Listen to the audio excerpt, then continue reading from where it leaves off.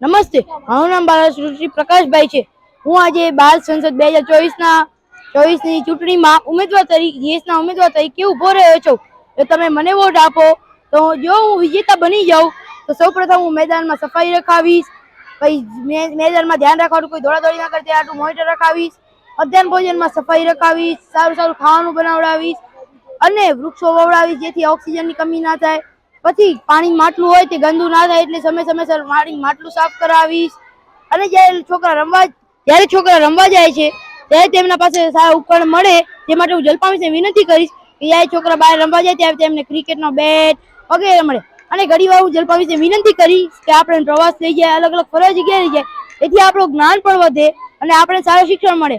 અને જે છોકરા હોય છે જેમને સરખું ભણવા નથી મળતું, જેમને કાંઈ ક ખ ગ એવું કાંઈ નથી આવડતું, તેમના હાટુ હું વાંચન ગણનની વ્યવસ્થા કરાવીશ જેથી તે લોકો પણ જિંદગીમાં આગળ વધીને ઉન્નતિ કરી શકે.